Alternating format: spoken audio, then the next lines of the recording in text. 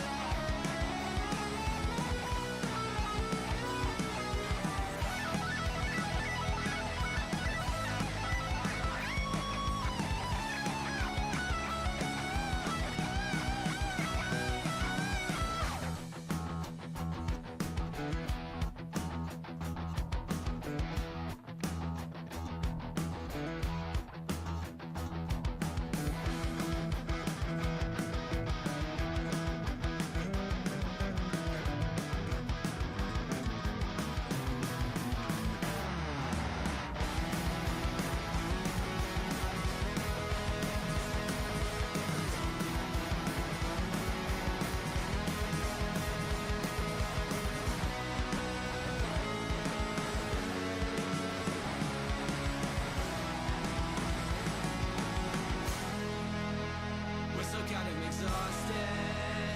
We feel it in our heads. I wish that we could mend, but it seems we've gone around the bend. Exhausted.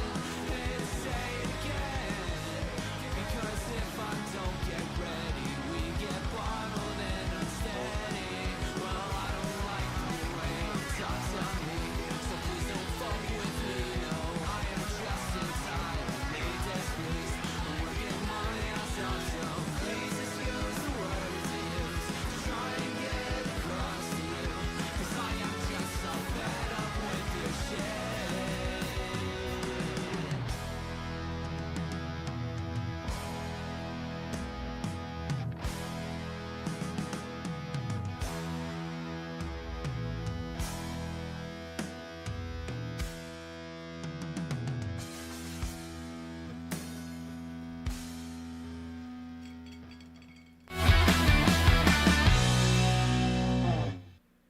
Wow!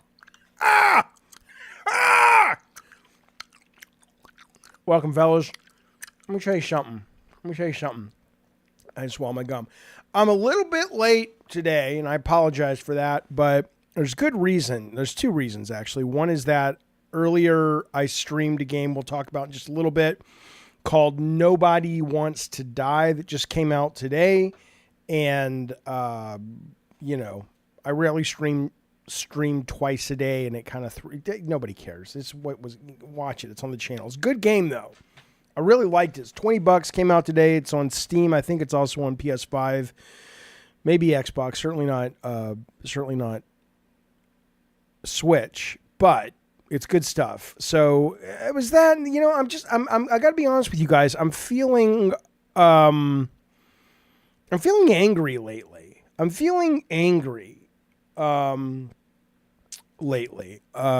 internet's just pissing me off, and I'm trying to figure out a way to make it a healthier place for me to be mentally, because there's so much about the internet that I love, but I was talking to Colin about this. We were going to do one of the topics in the recent Sacred Symbols Plus was going to be talking about new media for video games and how a lot of the old media, like, Kotaku just laid off their Australian division, and how there's like so many more people just fracturing and going to exactly what they want on the internet. And the days of like the magazines are long gone, at least in America. And certainly the days on the internet of these big websites like the IGNs of the world are, they're still doing well, but how much longer do they have? But I got to say, though, the last couple of weeks I have found myself retreating to Games Radar, IGN, Game Informer, VGC, because I think I reached somewhere in the last month, and maybe, people who watch the show on the regular, which I appreciate, have, I'm sure, seen it, but I reached some point where I can't hello, Ace, where I just can't handle it anymore. I'm just so fucking tired of all the negativity. And I don't mean people having, opinions about video games that I don't agree with. Like, I put a video out yesterday about how I don't like the characters in Concord, but I wasn't an asshole, and I was very clear about, I think there's a lot of great things about that game, but it's just like, and I'm going to be honest with you, it was also the assassination attempt this weekend, and how people immediately just weren't interested in any kind of, you're either a good guy or a bad guy in their minds. I'm sick of them. I'm just fucking sick of them. And there's this one guy, I'm not going to mention his name, but God, I've seen him online the last couple of days, just popping up here and there, and he's such a fucking negative fuck. And I'm just so fucking tired of it. I'm just so fucking tired of it. So I don't know. I don't know what I'm going to do about it. I don't know if there's a way, I don't know if there's a way to sort of, make the internet and the gaming, not for you. I mean, you go do your own fucking shit. I'm not trying to make it, I don't mean it like I'm trying to be like, I want to change the internet.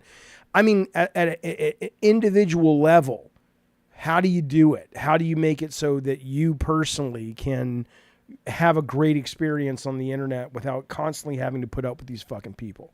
I don't know, but it's frustrating, and I'm trying to figure out a solve. So I apologize if I'm extra cranky.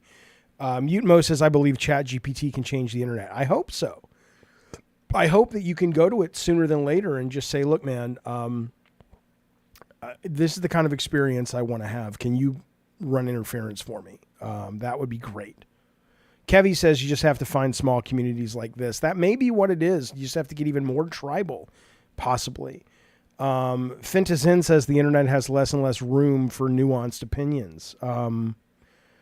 Yeah, clearly. Milkmaster says I just block them if they're unreasonable, or tell the algorithm to show them less to me. I could do that. I could do that as well, and I probably should do that as well. Da Vinci's Demon says don't be so sensitive. It's not. Well, first off, go fuck yourself, because the very nature of when people tell John Garvin that shit, it's similar, right? When they're like, get over it, John Garvin, stop lamenting the fact that Days Gone is never going to happen, the sequel. And it's like, as I've said before, it's like, to kind of paraphrase, what was the guy's name in A Few Good Men, Jack Nicholson's character? He's like, you want me on that wall. You need me on that wall. You want people who make your entertainment, whatever it looks like, to be sensitive. You want people who create and put themselves out there to be arty-farty sensitive types. And you want them to hurt when their shit doesn't connect or when they get treated poorly.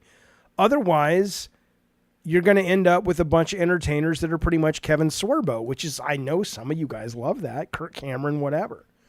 Ellie Birdie says, I only use Threads. I'm on Threads too, and I have noticed it seems to be better. And so maybe I will spend some more time over there. Somebody asked him a question if God is protecting Trump. I had the weirdest dream last night, I got to tell you guys. We'll get to games, I promise. But I just got to vent. Can I have some therapy a little bit? Can I do some therapy with you guys? God is protecting Trump. I think what a strange comment. Only because I know what you're talking about. Like I've seen a video where, you know, there's like a ghost of Jesus or the spirit of Jesus or whatever rotating Trump away from the bullet. And I'm just like, okay, so what? He made sure this innocent guy who's the dad of, you know, 4 or 5 people could get killed, but he would be alive. I don't know. I don't know about that. Sensitive, here I am wanting more Twisted Metal, says Jeremy. Jeremy is joined, by the way, earlier today, has ascended to the cult of Calypso. Thank you for that again, buddy. Yeah, no, I don't mean sensitive like that. I don't mean like I wouldn't want to make a violent video game again or something. I just mean in terms of sort of, I mean, even those, take Twisted Metal. Take God of War, you know, those are my babies as much, not as much, but certainly in a somewhat similar way as my actual children are. And so, you know, yes, they're violent and they're over the top and all that shit, but I still have great affection for them and for those brands, basically. Speaking of Twisted Metal, you saw Twisted Metal got an Emmy nomination. See, we're going to get back on track. You just got to let me vent a little bit. I mean, you don't have to, but I appreciate it, fellas. I really do. Twisted Metal got an Emmy nomination today. It was for the stunt department. And scenes, I mean, I've only seen the show. I wasn't there behind the scenes. I don't know how they figure out who deserves that, if it was just like really creative stunts, but it seems well-deserved and good for them. And congratulations to all the players. That's pretty fucking cool. Riz says the dad who was killed had a pretty racist Twitter account. I mean, the guy has a right to be racist. I don't support it. I don't support it. But you know, tired of people trying to, I don't know, man. It's just constant. It's just constant. I don't know. Yeah, anyway, listen, I got to say something real quick, which makes me very happy. We got Lord Garth here. And Lord Garth steps up and he says, hey, Jaffe, I'm going to gift 5 Jaffe memberships to the folks in the audience. Let's see. Mutant Mo got one. Chancey got one. Moonglow, Chaucelet, and Chase got one. Thank you, Lord Garth. Very kind, courteous, and generous. I appreciate that, buddy. You've been a member and a supporter for a very long time, and now you're sharing the love with the people out in the world, and I appreciate it, buddy. Thanks, pal. Jaffe, Friday, I'm having a new brother. Will you kiss his forehead? You're having a new brother. How old are you? Like your mom and dad are still making the babies? Well, congratulations. However it's coming about, that's wonderful. Jingle Jangles also ascended to the cult of the Calypsos as well. Thank you, pal. I appreciate that. What do you mean you're having a new brother? How are you getting? Because I don't. What? Because I don't know why. I just jingle jangle. You sound like you're a goddamn grown adult. Did your dad go off and bang a 18-year-old? If so, you know. Okay, wait a minute.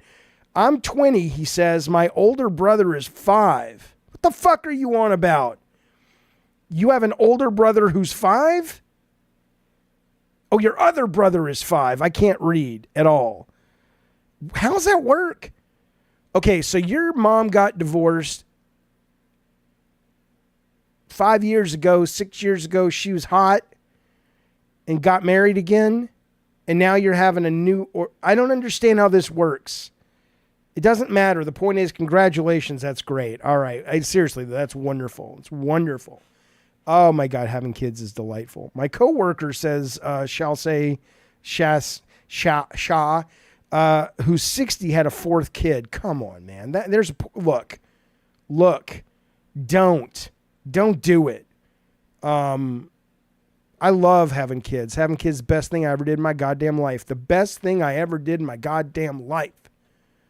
What a joy my children have brought me. Not that that is their job, but I've been fortunate. But I will tell you something. I'm 53. I'm done. I couldn't do it. I'm too tired. Jaffe, this is pretty common. Mom had the first kid young and then 20, 30 years later had the last one. What are you talking about? It's not common. Maybe it is. I don't fucking know. Anyway, the point is, congratulations to your mom and your dad and the Twisted Metal stunt team for your baby brother. All right. Listen. Oh, I want to complain about this guy online who I hate, but I can't because it's just mean. I'm just contributing to the meanness. He's just so transparent. He's so trans-fucking-parent. It's just like, stop, man. Stop making everybody hate each other. I hate it, man. I hate it. It's so gross. I think you're right, though, Ellie Birdie. Go to the goddamn threads and get off the Twitter. You're right. It's not Grums. No, it's not Grums. I've already named Grums. And then Grums wrote me recently. He's like, Jaffe, we're friendly online. I'm like, okay, you know what? No, we're not. How about that? It's not Grums. But it's like, no. At this point, if that's your comeback to me, is that we're friendly but? No, there's no we're friendly but. You're not going to fucking make me feel shitty about what I said about the Trump thing. I feel totally fine about it. All right. Let's move forward, though. Let's get on with our goddamn lives. Let's talk about people. Dave Rubin, no. Look. Mutemo in the chat and the Discord is like, well, didn't we already talk about why people stop gaming? Yeah, but there's always more and more data. Here, Wayne B's doing it. No one uses threads, LOL. Did you need the LOL at the end? See, this is what I'm saying. It's the little fucking easy little snide fucking remarks. And I got nothing but love for Wayne B. But why do I need the LOL at the end of your comment? Why do you need... I literally say...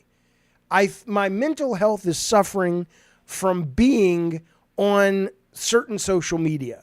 And somebody in the chat offers up, hey, Jaffe, maybe you should go visit the threads. It's a healthier place. And I'm like, I think I'll do that. And your first knee-jerk response is running to say, no one uses that, LOL. I love you, Wayne B, but I hope you burn in hell. I hope you burn in hell. Okay. Listen. Okay, so I want to only talk about people not playing video games for two reasons. One is I see it relatively often in the in forums. Like every month there'll be somebody going, is it just me? Or are you guys not playing games as much? And you know, or have you grown out of video games or blah, blah, blah. And I'm always curious about that because I never see any other comment about that when it comes to art forms like any other art forms. Have you grown out of going to the opera? Have you outgrown movies? Have you outgrown music? Television, reading, I never see that. I wonder about that, right? I wonder about, certainly people will change their taste in reading and movies and music and whatnot, but they never walk away from, for the most part, you never hear anybody talking about, oh, I've outgrown movies or I've outgrown books, but you hear it frequently with video games. And so I started looking this up, trying to figure out what it is about games that would be different. And a couple of things made sense, a great deal of sense, actually. A couple of things were like going, games out of all the mediums require the most effort. If you're talking like core games, traditional games, like, Call of Duty or Uncharted or Last of Us or God of War or whatever. Those games require a level of engagement and mental energy and time that, unlike like K-Nubs in the chat says, it's passive entertainment, these other things, that as the demands of life kick in, that's a big part of it. And I understand that. And I think... there is a game I played today that reminds me of that game Microsoft put out a couple years ago about Dusk Falls or whatever it was called. That was very simple to play. Today's game, I'll show you in a little bit, was called Nobody Wants to Die. And it's really cool. It was a very simple to play game, but it had a really cool story and really cool interactivity. And I do think maybe, because I know gamers are continuing to game as they get older, I hope we can start getting more and more and more games like that, and less just, oh, old people play games, but it's solitaire or Wordle or whatever, as much as I love those games. So part of it, I do think, is just the sort of mental energy that when you want to be entertained, a lot of people beyond a certain age are just like, I don't have the time for it. And that makes practical sense. And I think there are valuable commercial, financially valuable ways or solutions to that actually could, make the market grow. But on the flip side, though, I do wonder how much of it is fundamentally not a weakness of the medium, but a weakness of the way the medium currently is exploited. And that I think a lot of people don't leave games with a sense of purpose, right? You can read a book, even if you can read an action adventure novel, but there's a sense, maybe because you're in the head of the character, the narrator, or in a movie, the director or whatever, there's a sense of you coming away from that with, hopefully it's not on the nose life lessons, but some sense of, emotional or intellectual nutrition. And I don't really think a lot of video games offer that. And I think that probably is also one of the reasons that people kind of, as they get older, they say, I'm not going to put up with the mental effort to play a game and the time effort to play a game, because when I'm done with it, it feels like I've eaten, empty calories is what I would think. Now, Byte says, I don't think I will ever stop gaming. I don't think I will either. However, I'm a really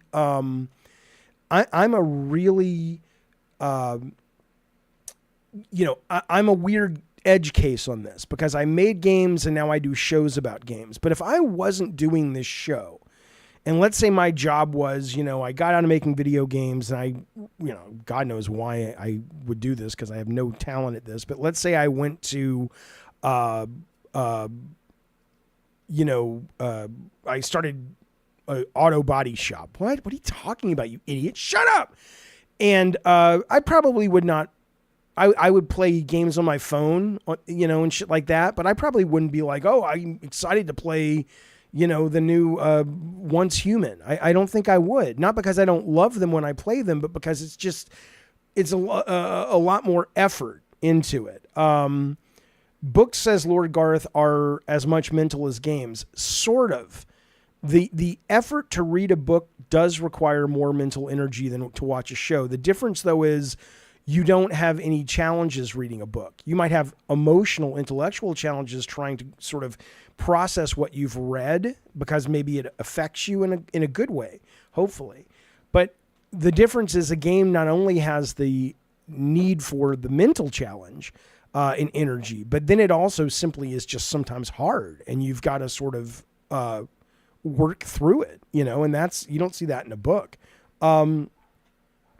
Hey, there's my buddy Gigi Ramirez. She's in the chat. She says, I think games fail at being social. Well, online games? You mean games in general? Or I don't understand. Because there's plenty of games where people are very social. Fortnite's, for my kid, one of my kids, is super fucking social in those games. So, but Ultra Awesome says books take more mental energy to go through. Again, I think it probably depends on the game and depends on the book. But I do think books, you don't get, the one of the smart things American McGee said ages ago at DICE was, it's not like you get to chapter 6 and suddenly the language changes from like English to Russian. And you're like, oh, I have to get good if I want to see what happens next. But games do that.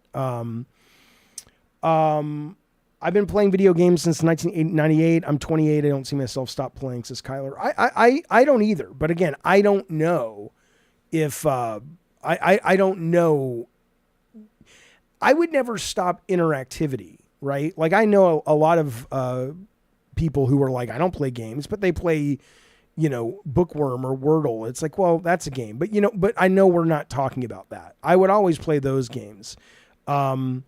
Carlos says that's right. Carlos says that's why mobile games are popular. They take less effort than console. That's exactly right. I mean, I think it's an effort thing. I think it's an effort thing. So I'm playing I was going to put it later in the show, but I'll just let it run while we're talking. So I was playing this game today. And I do recommend it. It's only like 5 hours long. And, hang on. And it is called Nobody Wants to Die. And it came out today and it's $20. And hang on, where'd it go? There it is. And it's basically like cyberpunk noir, which I guess is Blade Runner. But it's very much a detective story. You play a detective in like New York City in the year 2396 or something like that. But what I really found neat about it was that it was not, it was mentally taxing in that you actually have to kind of solve a case and stuff, but it was very handholdy, but it was still really engaging and immersive. And so, maybe it's just that there need to be more games, and maybe there only will be if people buy them. I don't know if this will do well or not, but there need to be more games where they can still be cool adventures that you can go on. They just don't require as much energy. And then maybe you will get more people gaming longer. Oh, I love Cyberpunk. Ultra Awesome says, yeah, but that's a proper game, right? That takes a lot of energy compared to a game like this or compared to watching a show. Technically listened to it since I was a kid, if you count new metal. I got into extreme metal in 2006.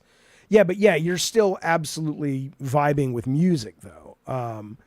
Okay, David Jaffe, why won't you play the System Shock remake? I did play the demo of it, but I'll tell you honestly, what I did not like about it, the System Shock remake, is the same thing I didn't like about the original, which is a lot of those types of games, the sort of sandbox, that's not sandbox, but simulators,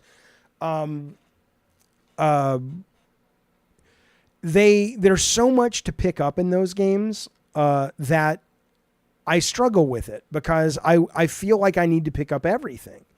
And ultimately you don't. And it pulls me out of the immersion of that game. Basically, that's the reason I didn't play it, frankly, after playing the demo. So, but anyway, I just wanted to bring it up because I do think it's one of those things that, as gamers are getting older and,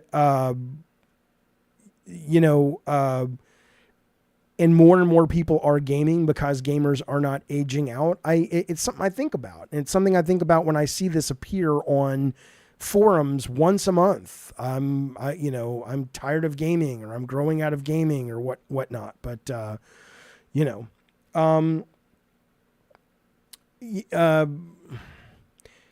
okay, let's move forward though. That was something I wanted to bring up and see what you guys thought. Let's talk about some things. I do want to let you know, tomorrow I will be doing a new Let's Read. This will be from, I might stream it live, but it'll go behind the paywall for a few days. So if you're considering a membership, now's the time. I do think we're going to hit a PSM issue tomorrow. It was between that and GamePro, but I do think I want to stay with PSM. So if there's any particular issue of PSM that you are interested in going through, hit me up on Discord, Twitter, or what have you. And let me know, because right now I'm just going to kind of randomly pick one. This will be tomorrow. Okay. Okay. Also, let's talk Astrobot. Now, Astrobot, some news dropped this week because there was an interview from the studio director and creative director, Nicolas Dosson. I don't know how you say it. Point being, though, he said two really cool things about this. He said, one is that the game is 12 to 15 hours, which I love. And I say actually too long for me, but he said the game is 12 to 15 hours. And he said that there's no padding. So every planet that you land on there's something new happening there. It's, if you want 100% the game, sure, you can do all that. And you can squeeze more gameplay out of the sponge or out of the, whatever the fuck you, motherfucker. Shimon, channeling Michael. Shh. Listen, you can get more gameplay if you want. But I like that the core game is not only shorter, but that they are, because that was the mentality we had with God of War, the first one anyway, which is like, we do not want padding in this game. We do not want repetition. We want to edit it like a movie or a book is edited, and it just moves, right?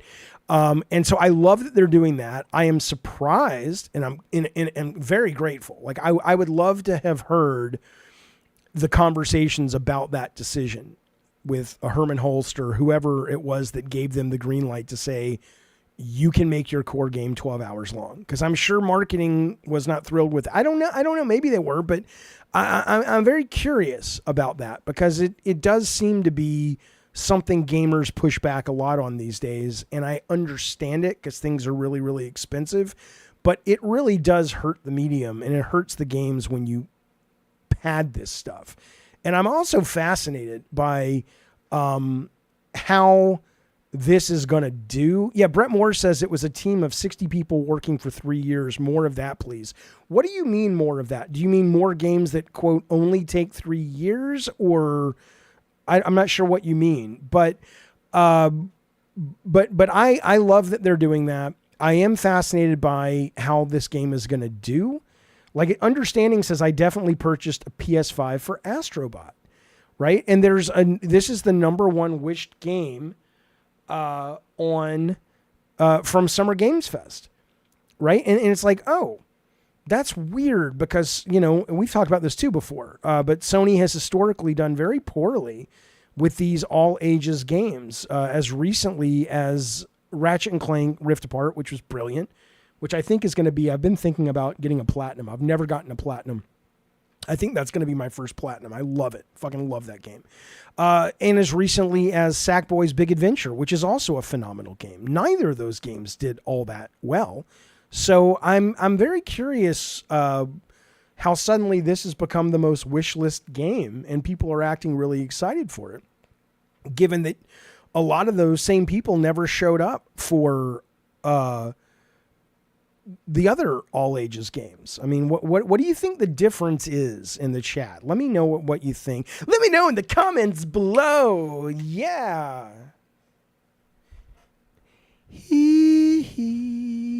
Why is that my recent go-to? Lord Garth says, Jaffe, even I have a couple of plats. Well, I play a lot of games, man. Gavin Howell says, I wasn't a fan of Sackboy, but I loved the last Astro. Interesting. Sony's still trying to find a mascot like Nintendo, says PG. Sad. Really? I don't think Sony gives it. Those days are over, man. Those days went the way of the dodo and the pack-in, Why do you like so much that game, brother Jaffe? Which game? The Ratchet and Clank?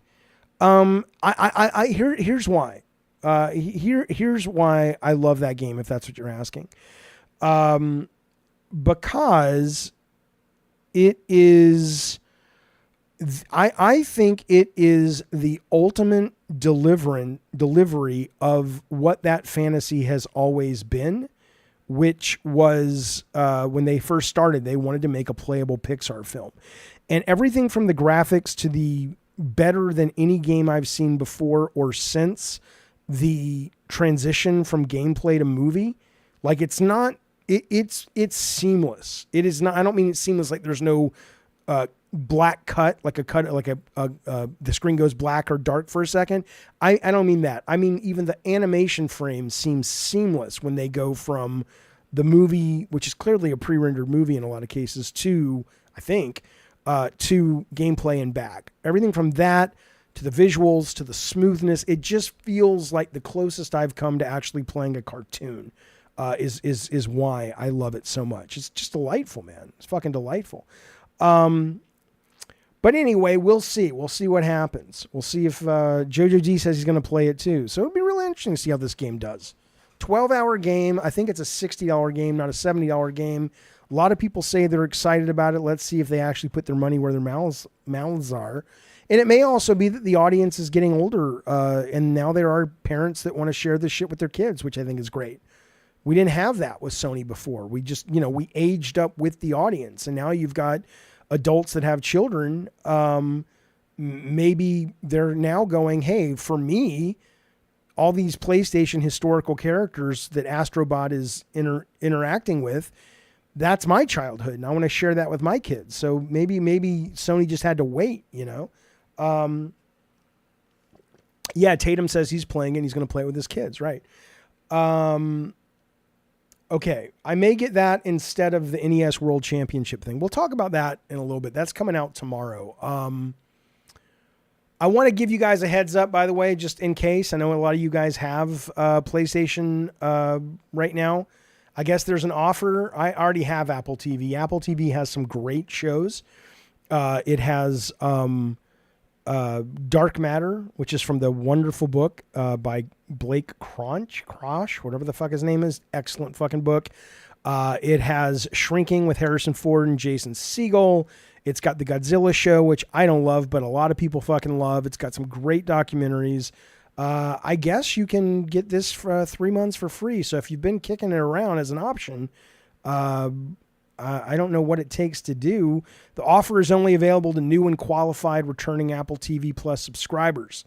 PS5 and PS4 players have until September 22nd to claim it. Yeah, so there you go. Check into it. Severance is on there as well. Gina in the chat is saying, has anybody watched the animated film of Ratchet & Clank? I heard it was terrible. I didn't see it. I did think it was kind of cool that I saw Riley Russell's name on the poster and Connie Booth's name, two people that I worked with over at PlayStation. That was the first time I ever saw, people I knew whose names were on a movie poster like that. That was pretty cool, but I heard the movie was rubbish. Fintazin says they also have Killers of the Flower Moon, right? That movie? Absolutely.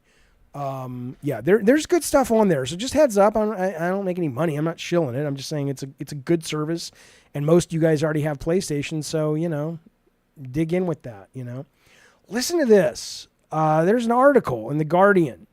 I just want to talk to you about this. This is very interesting, and I was glad to see somebody write this.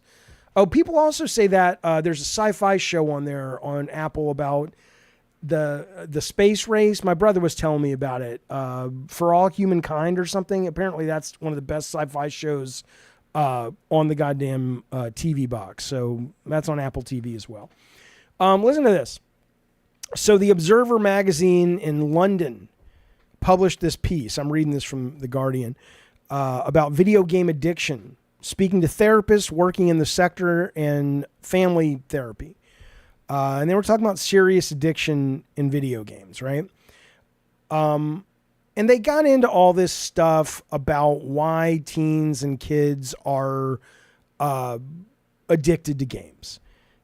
And a lot of it was sort of the same old song and dance shit you've heard, they're spending too much time on their phones and this, that, and the other. But this article made a really good point. This was its thesis. It says, if we want to know why many teens choose their own free will to spend 10 to 20 hours a week playing video games rather than pathologizing, I know the word and I know how to make the word an ing verb, but I don't know how to say it with my mouth hole. Pathologizing. Instead of applying pathology to them, we ought to look around us, they say. We criticize kids and teens for not going outside, but at the same time, we're curtailing their freedoms and closing their spaces.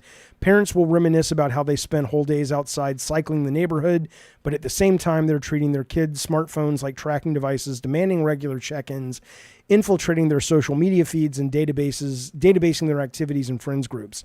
The pandemic may have abated, but it wasn't just lockdowns that were keeping kids inside.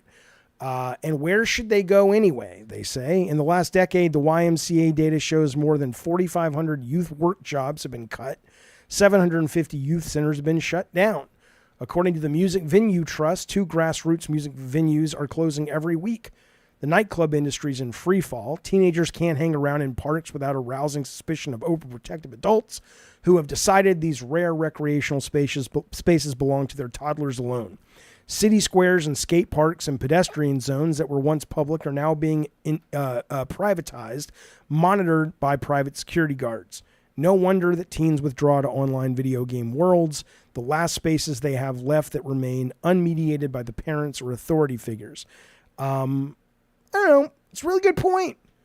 I think it's a really good fucking point, actually. I do get a little tired of people talking about, oh, you're on your phone too much.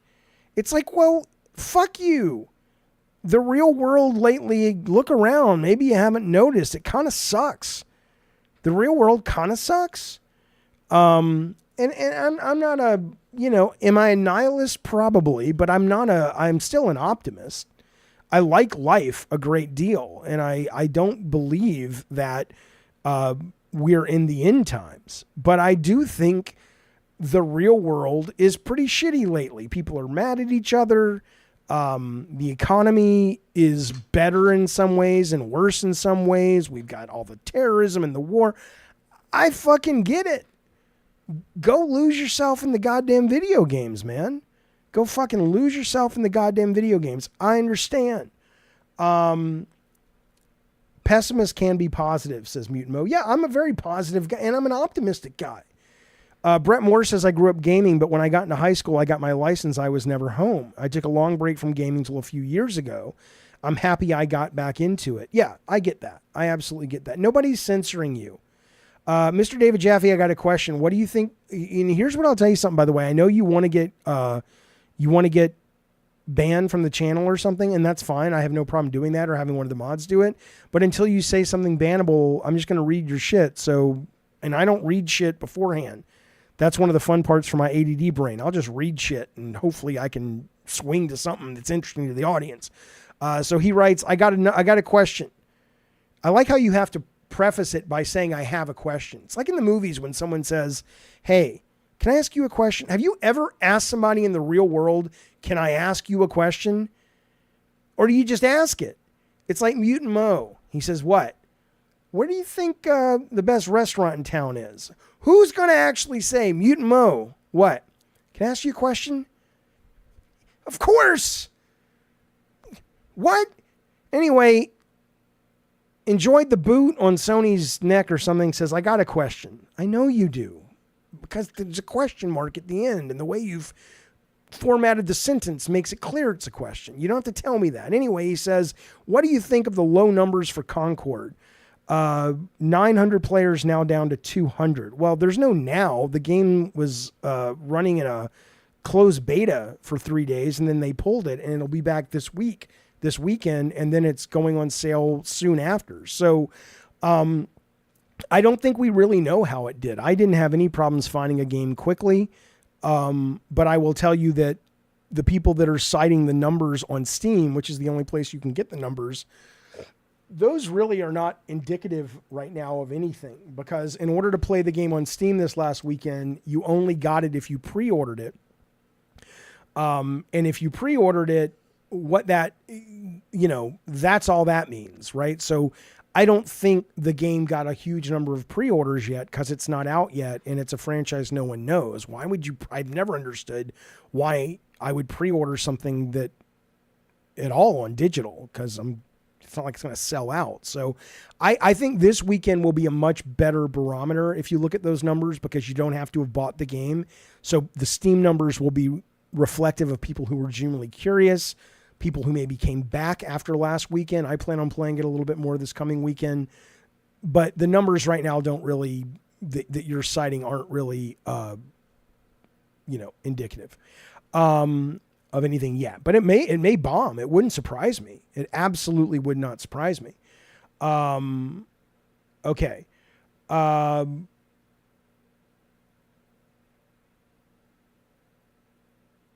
Okay. I don't know why, says Brett Moore. I don't want Concord to fail. No, I don't want it to fail either. I mean, there's really good stuff in that game. It still may not be my number one game. I'm a lot more excited by season 5 of Call of Duty in terms of the maps and the characters, and and I'm excited for the new Call of Duty. That's just more my type of multiplayer shooter these days. But what I played, I thought was actually quite good. I don't like the characters at all. I think the design and the obsession with story is obnoxious as fuck in that game. But I I do. I love my. I don't log onto my Xbox. Boot says now it makes sense why Jaffe is agreeing with me. He logged onto the Xbox every day.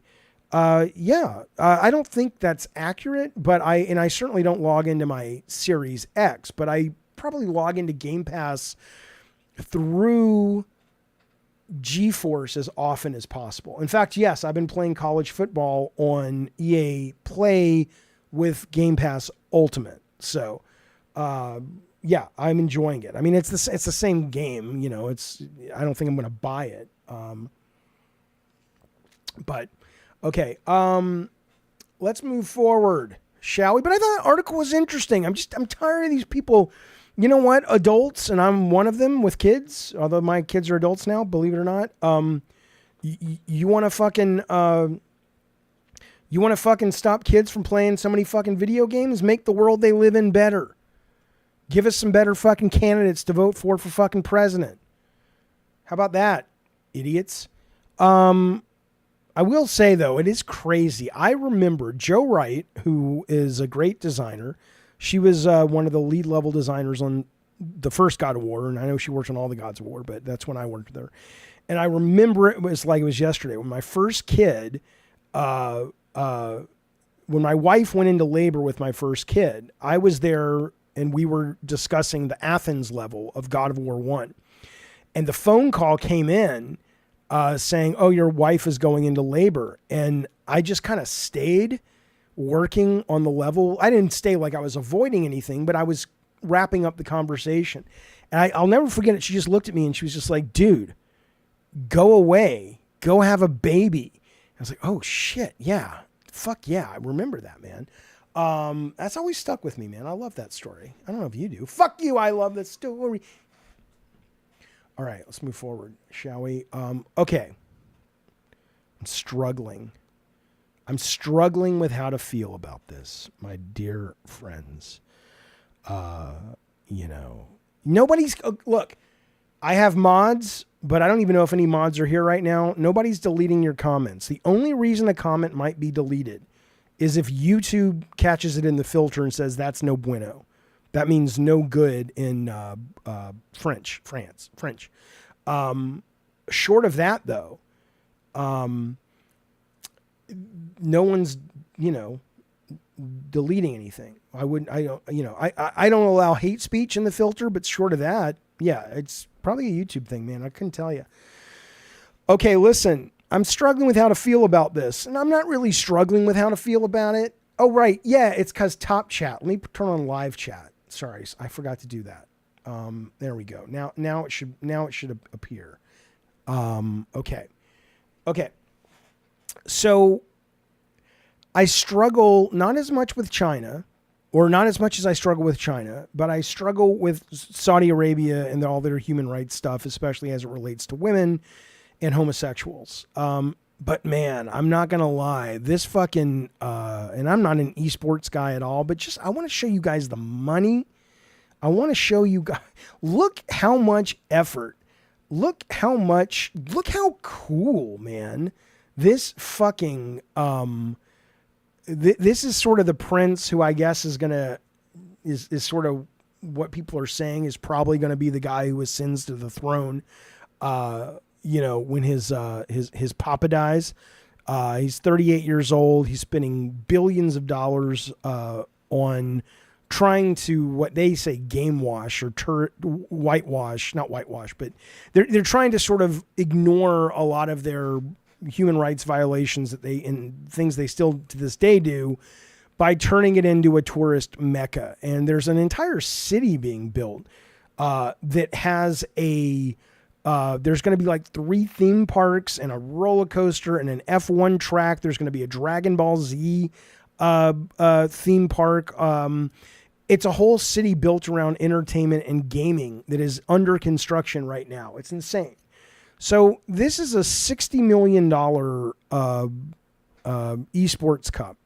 Sony is in on this, which I just think is a bad fucking look, but I don't know, but they are spending so much fucking money and they're going big on this. And I don't know if it'll be successful. It's happening right now. I just wanted to share some of the the money porn, because it really is, people lament the death of E3.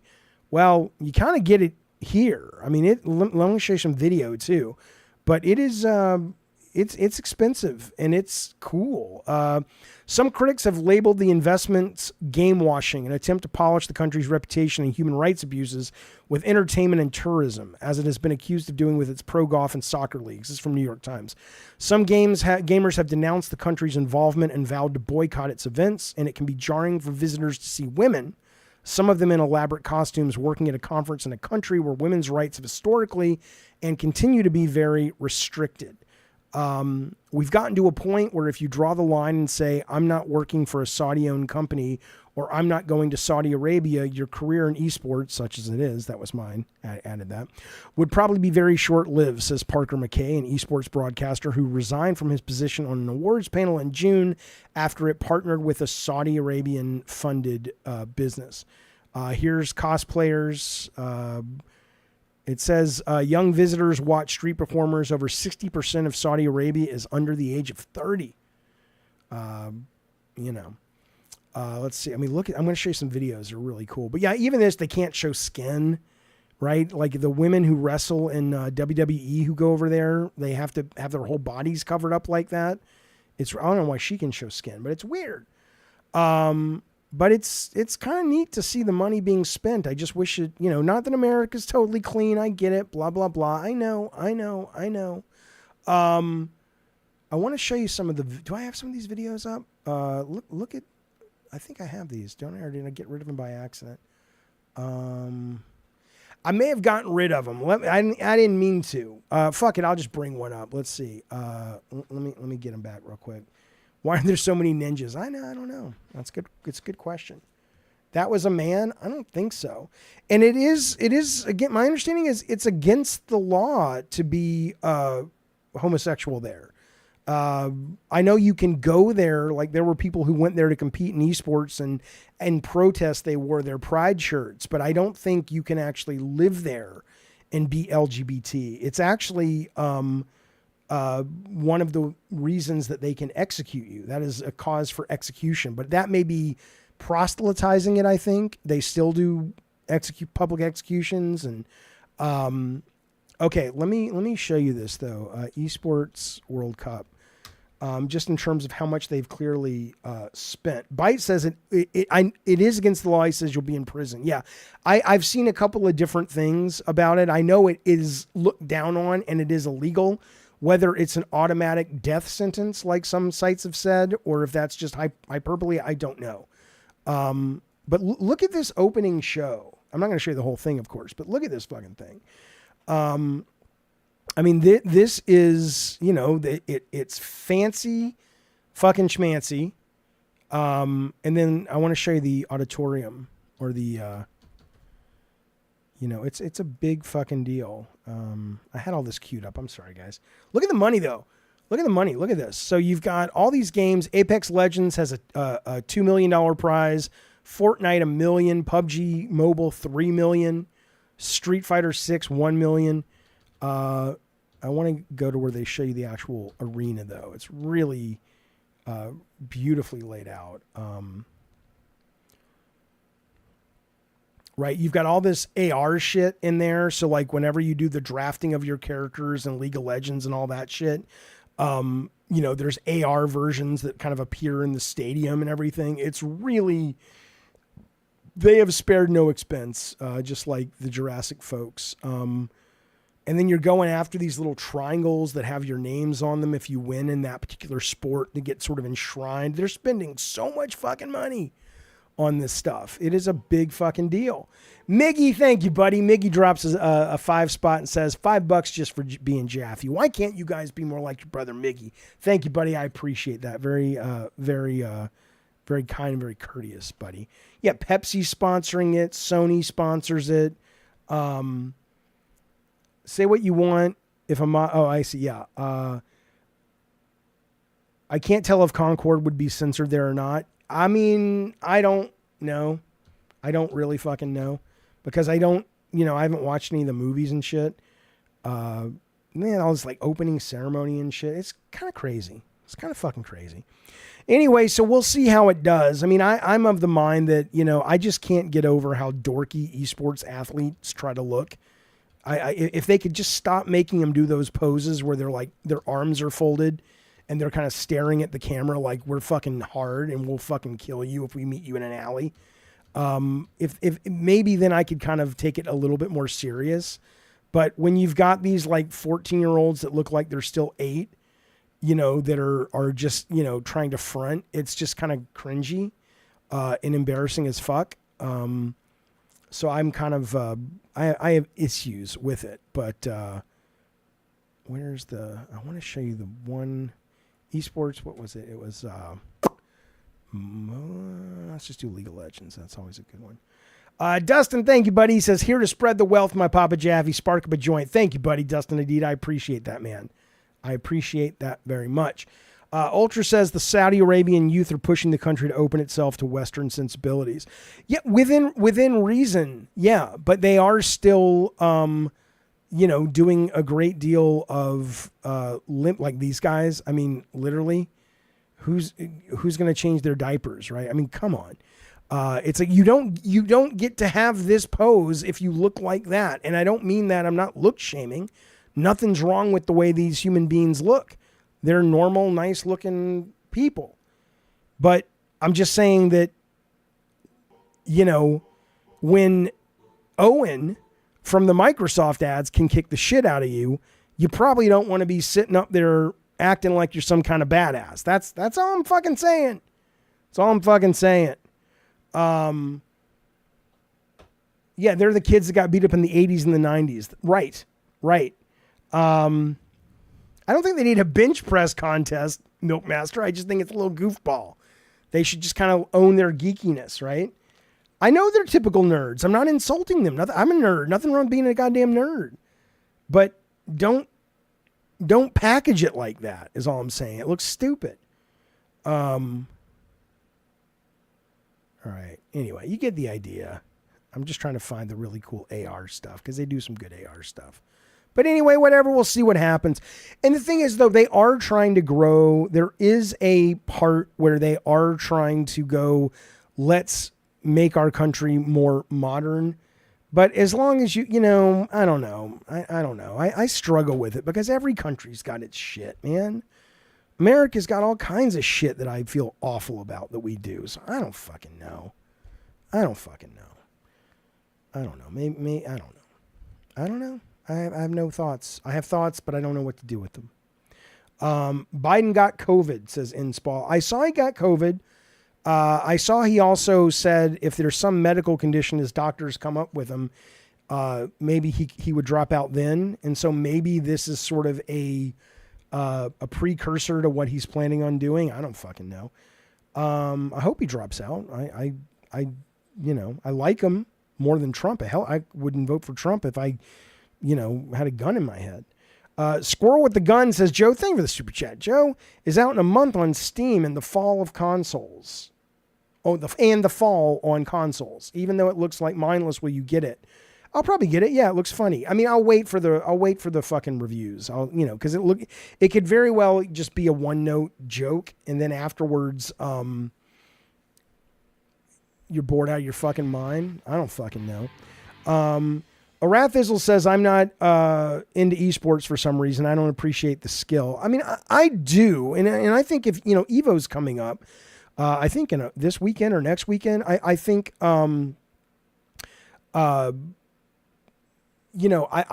think I have watched these games where I, have been like, oh my God, that's fucking awesome. There are moments in esports that are quite compelling to watch. It's not that. I think it's the like I said, it's the presentation, it's the packaging, it's like it feels to me like there's a more organic way to market and monetize and commoditize esports that feels purer to the actual thing that what it is. But when they try to co-opt the language, the visual language, the monetization language of more traditional athletic competitions, it just comes off as really embarrassing.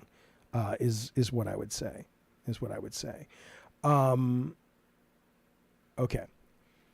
Let's move on with our goddamn lives. I do want to let you know that if you are watching on Twitch, because we're now streaming to Twitch and YouTube, and you're sitting there and your Twitch Prime membership is burning a goddamn hole in your goddamn pocket, your Papa Jaffe is now in the market for a goddamn sex robot. And those are expensive. It'll cost me about $850,000 for one that does all the things I need it to do.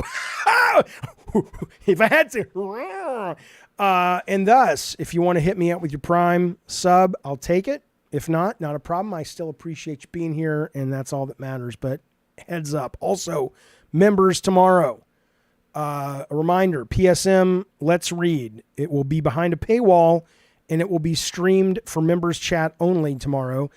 It'll eventually go live for everybody, but if you are considering a membership here on this channel, tomorrow or now is a good day to acquire one, given that we are doing our second Let's Read with one of these PSM magazines. So give it a thought. Okay. I'm not leaving YouTube, K-Nubs. I'm just saying that we are now also streaming to YouTube. Okay. I got to tell you about this thing. If you guys subscribe to Colin, you heard me talk about this. If you watched our Sacred Symbols Plus that went up a couple of days ago, I assume that's going for everybody sooner than later. But, you don't think I'm live on Twitch right now? Oh my God, this fucking thing. All right, well, I don't know. I'll figure it out. Okay. Well, it'll be tomorrow. It'll be live. It's a whole thing. Point is this though, right? And I'll get to Rob O's question because the answer is yes, but I'll tell you what it is. But I'm on Colin's show and I talk about this interview I did with a guy who runs this website. I've been trying to put the interview up, but his accent is very, very thick. He's from France, and it's hard to edit that because a lot of times he'll say stuff and I'm like, I don't think people will understand what he's saying. And so on the off chance I can't publish that interview, I want to pitch you what he's doing, which is a site that I think, if it works, could give Metacritic a run for its money. And or the worst case is they'll see what he's doing and rip it off. But this is pretty fucking cool. And it's called Game Value Score. And I want to show this to you and I want to pitch it to you. By the way, Meggie, thank you again for the next super chat. He says, here's $2 more for your robot fund. Every bit helps. Fuck those kids dying of hunger. Don't donate to them. Get me the 850K sex bot. I appreciate it, buddy. Put subs on. I don't know what that means, Wayne. Okay. So check this shit out. This is pretty cool. Welcome to Game Value Score. Hang on. Dustin is not going to be overshadowed by good Sir Miggy from the Karate Kid Cobra Kai. Dustin drops super chat. He says, you and the robot on OnlyFans. I'll do what I can. That'd be cool. That's actually not a bad idea. That's actually not a bad fucking idea. Not for me, but to get like a hot lady with a top of the line fucking sex robot, that thing would make bank. I got to go set that up. I got to set slow Loris says that's a very bad idea. What are you talking about? What do you think? It's a very bad idea. It's a great idea. As long as it's consensual, not with the robot. It's a robot, but as long as she wants to do it, why not? Oh, I don't want to do it with the robot. I mean, I am. It's different, but I'm not. I don't want to make a OnlyFans channel because of it. Let's focus on this, my darling friends. Game Value Score. Here's what he does. This is really clever. This is really fucking interesting, I think. And I want you to tell me, like when I pitched this to Colin on his show at first, and talked to him about this, he was like, eh. And after I got done showing it to him, he's like, okay, I kind of like that. That's pretty cool. All right, here's what the guy does. He has an algorithm that says, I want to look at the Metacritic score of a game, And I also want to look at the original price of the game, what it originally sells for. And I want to look at the current price. And all of that gets baked into the cake, and it spits out a number called a game value score that you will see a big yellow circle and the red number. Okay, so let's go to PlayStation right now. Okay, so and he's a one-man band. He's bringing on new people to make the site look better. Hopefully, I think he needs to add some more filters, but it's just him right now. But right now, what he did is he says, look, SteamWorld Dig, which by the way is fucking phenomenal, is fucking fun. If you haven't played it, it's delightful. SteamWorld Dig has a Metacritic score of 82. Okay. 99 cents it'll cost you for this great game on PlayStation. Because it is 90% off its $10 original price. Not original price, but it's locked price. Red Dead 2 is 67% off. It's a 97. So it all works together to come up with 158 score. Right? So this is going to let you go, is it good and can I get it at a good price? Right? I think it's a great idea.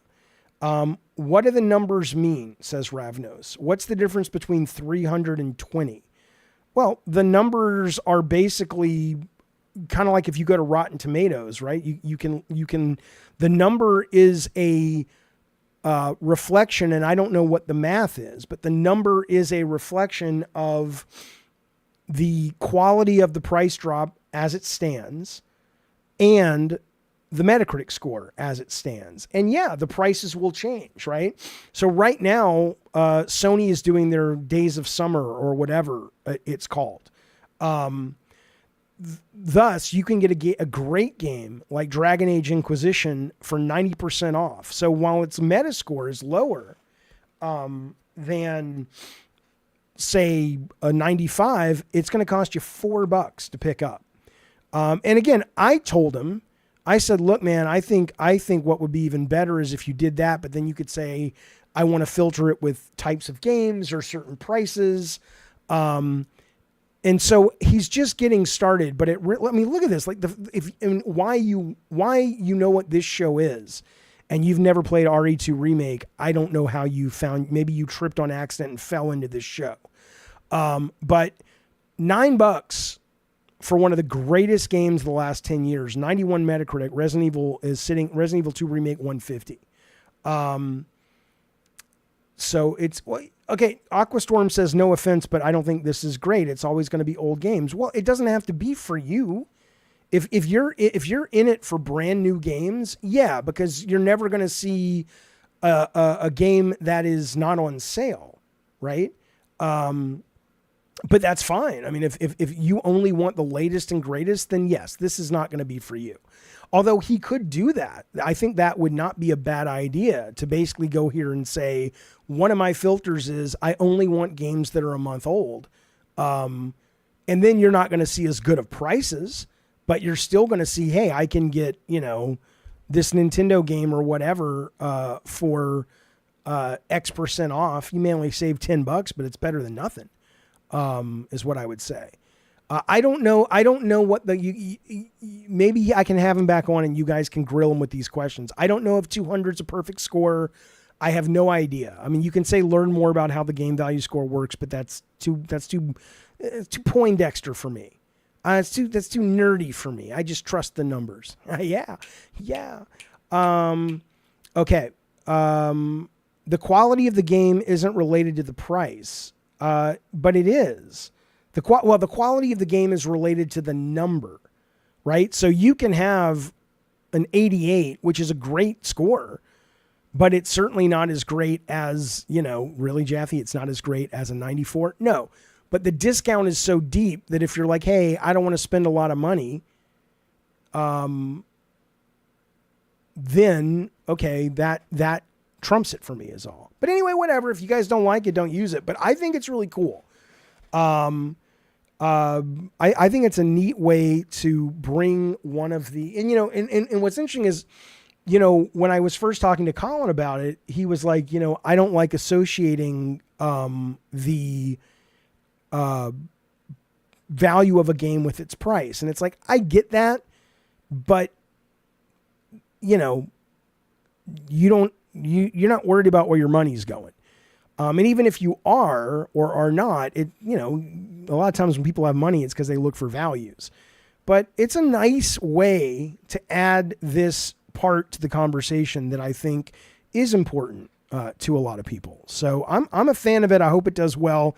I hope it grows. This is called Game Value Score. It's gamevaluescore.com.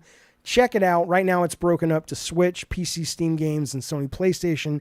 I'm sure it will grow. But here's a great example, though. Seriously.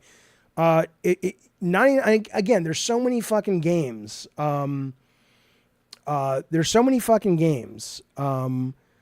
That it's not like you're ever sitting around without something to play. But if you're just curious, I'm telling you, it'll cost you $1. Steam World Dig.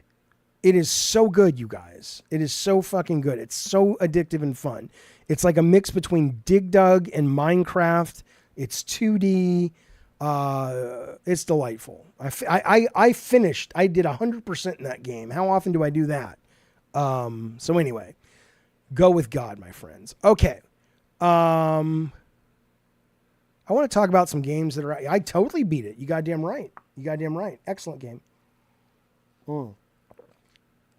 Okay.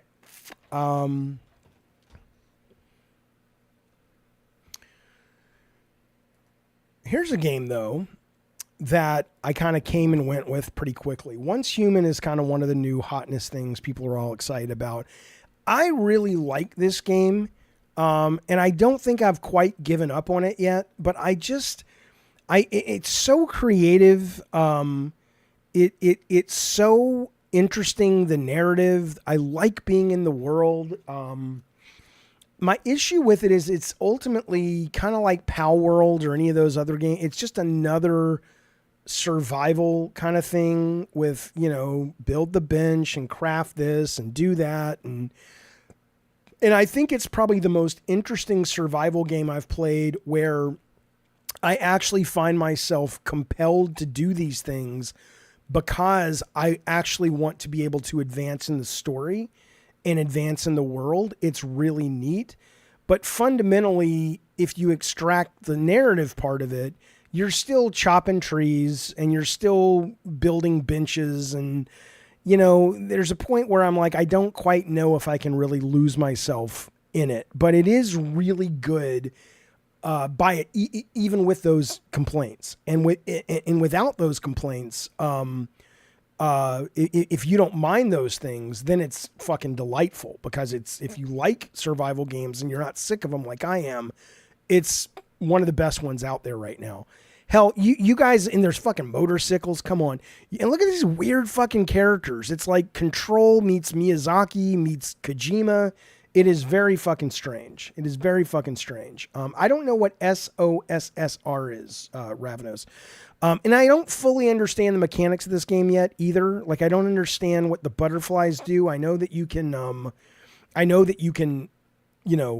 summon them and they'll fight for you and stuff, but I don't really, there's some weird mechanics in this that I don't quite get yet. I'm starting to think, says Boot, that Jaffe's a fake gamer. He's recommending a garbage game over system. Okay. See, it's not fun. It's not fun when you're not funny. Trolls are only, come on. Does it make you feel bad that you're not funny? Like, I could probably come up with something funny. Let me just try for a moment. Okay. So here's what he said, guys. He says, I'm starting to think that Jaffe's a fake gamer. I mean, he's recommending a garbage game over System Shock Remake, a masterpiece. It's been getting nothing but 9s across the board, but he's mad because he has to pick up currency. Okay, so let me try to actually make that genuinely funny and worth being like a good troll. I would say, I think Jaffe's a fake gamer. And people would say, why? Why do you think that? He's a fake gamer because this is terrible. But it's something. At least it has a punchline. It's a terrible punchline. He's a fake gamer because he was out the other day and he knocked over a trash can and a hamburger came out and he just threw it away. That's terrible. But at least it's a joke, right? At least, or let's do System Shock.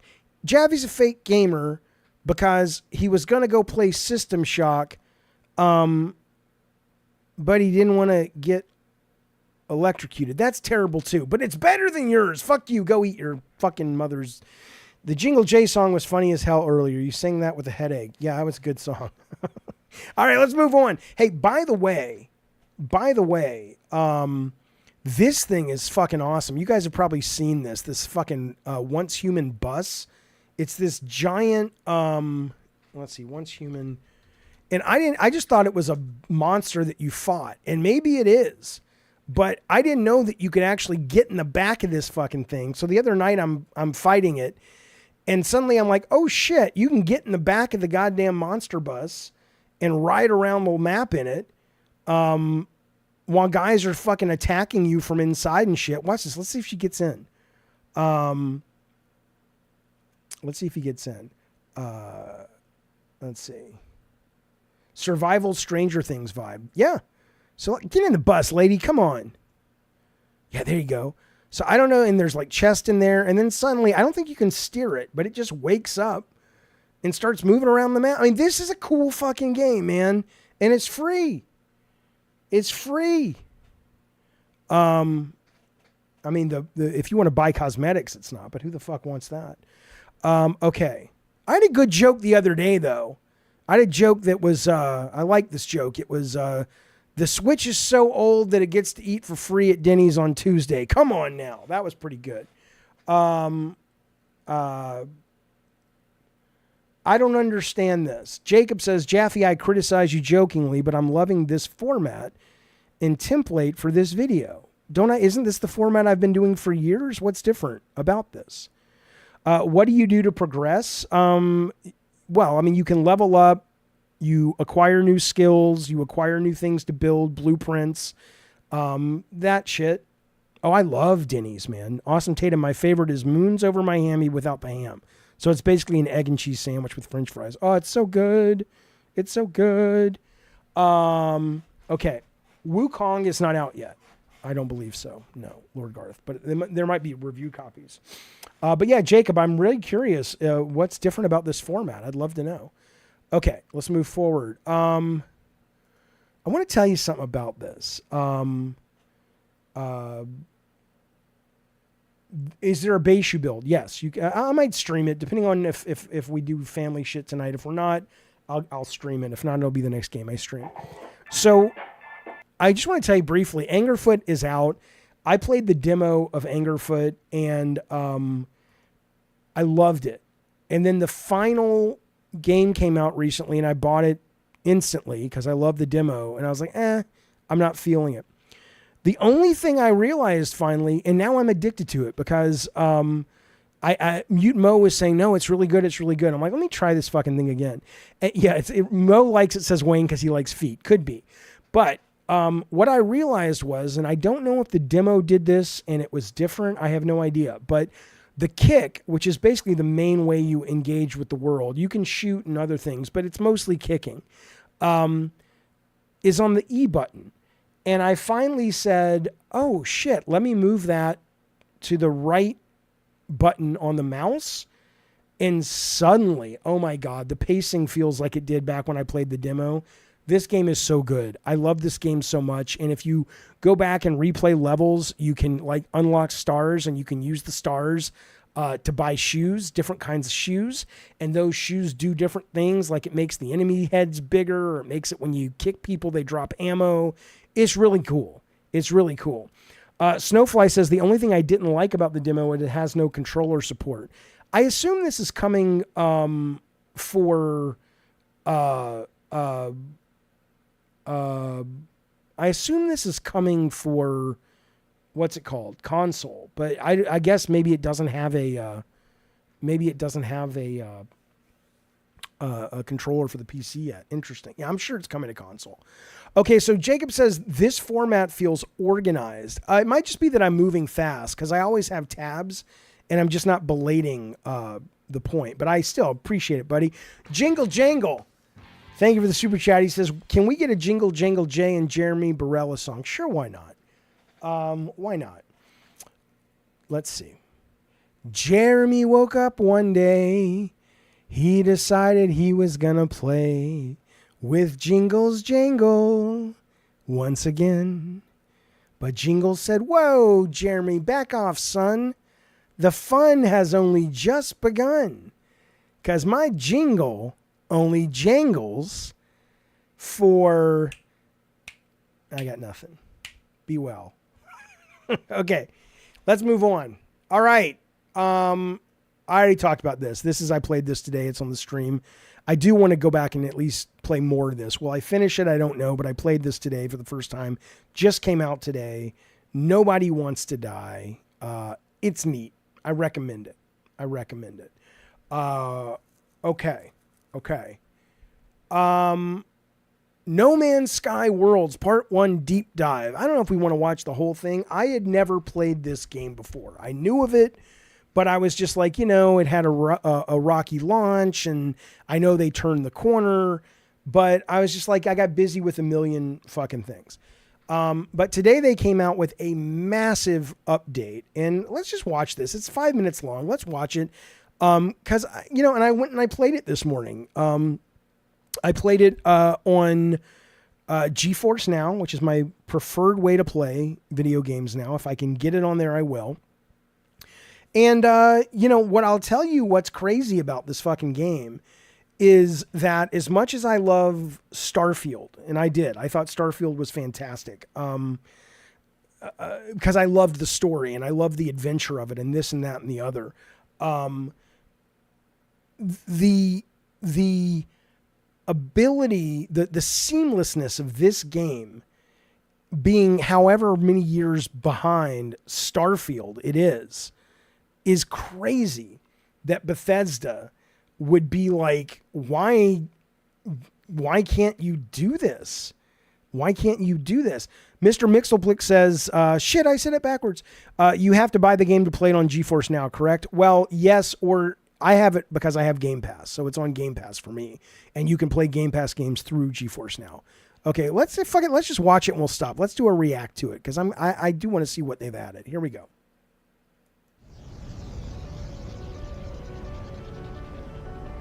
With every update, we just want to surprise. Why does he talk like that? Why does he sound like that? You know who he sounds like? He sounds like one of those people who, you ever heard of the BBC?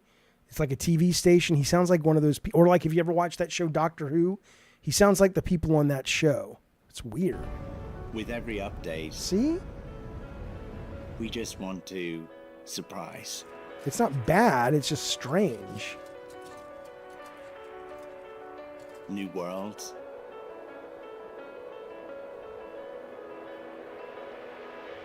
New gameplay.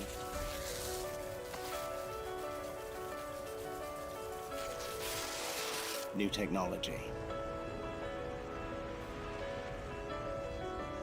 We're 8 years in now, and we still just want to do really big things.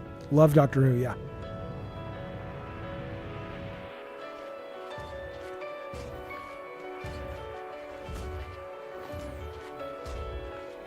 Apparently they also added a kind of Helldivers 2 mode where you can be fighting bugs and mechs and shit like that, which launched today with this as well. I understand he's actually from England. I know. I understand. It's a bit. It's a bit. Our next update is called Worlds Part 1. I'm so proud of the team and the love they're pouring into it. We are completely... I just thought it would be crazy. I'm so proud of the team, and it just cuts to like two of them like in a hall closet fucking each other. Totally has nothing to do with what he's saying, but he just cuts back to him smiling and the love that they're putting into it. And it just doesn't even address it. Come on now. refreshing the universe with new technology, new flora, new fauna, and new gameplay. In No Man's Sky, what you see on screen is generated by the computer. And we're achieving a level of variety that just wasn't possible before. When we that's started pretty No fucking Man's cool. Sky, I wanted people to feel like they had It's out stepped now. into the cover of a science fiction novel.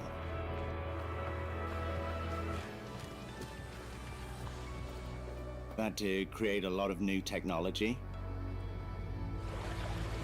New water technology can create waves and reflections, oceans. Look so different to what we had before.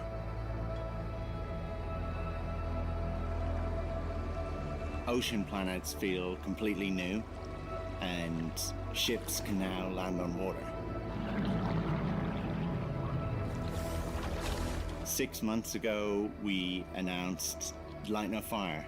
It's this crazy, ambitious game, and we've been working on it for years, and we've learned so many things, and it feels like we're almost bringing this technology back from the future.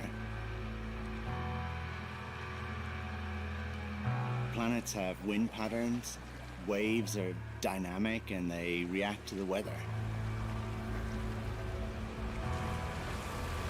My favorite thing in the game might just be flying through the clouds and out into space.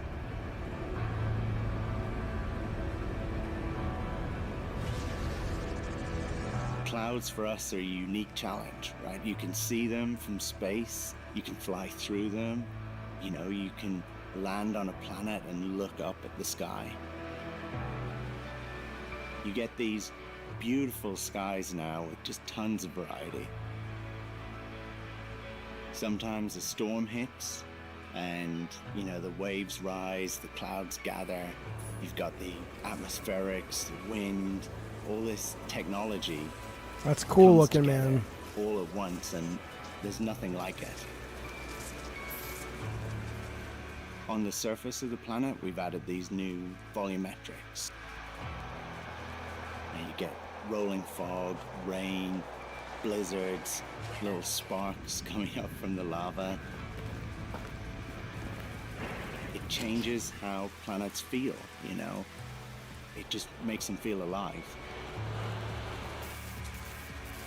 Yeah, I had never played it until today. Across these new biomes, we've added new but creatures for you to... Again, I will say it's incorrect to compare it to Starfield, though. I mean, there are aspects about Starfield that are, similar, and there are much better things about No Man's Sky. But one of them, Starfield is a very interesting to me narrative with characters, and there's a meta story, and this is much more of a sandbox. So to discover. We're really trying to push on the level of variety. It's not enough for us to just do more, Yeah, I hear it's great in VR. Before. Expeditions have become a huge part of how folks play the game. And this new one is very sort of Starship Troopers inspired. It's something really different.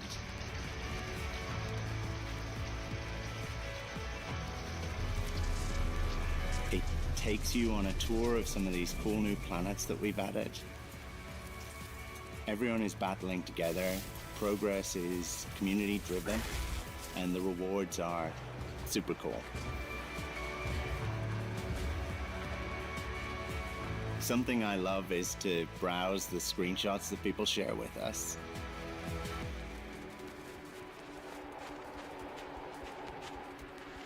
I can't wait for people to explore this universe we've made with fresh eyes.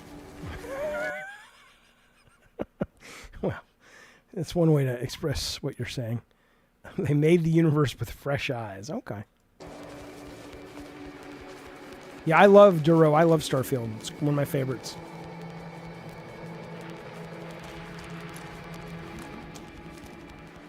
The update is called Worlds Part 1 because I guess there's much more to come.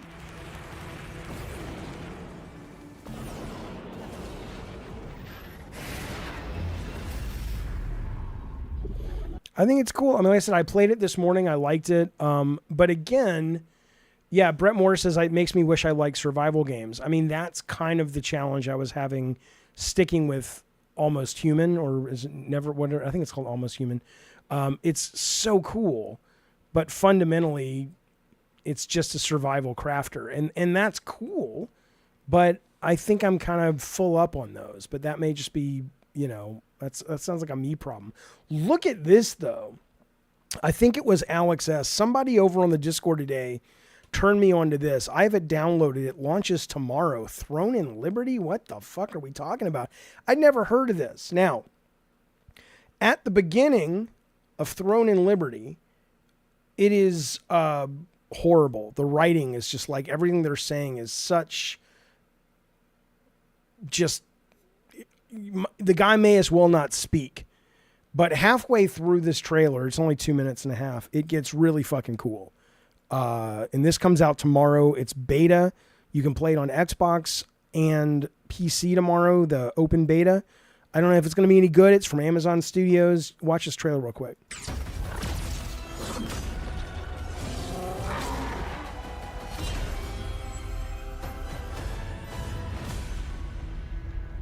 Long ago, the star of Siliveth shattered.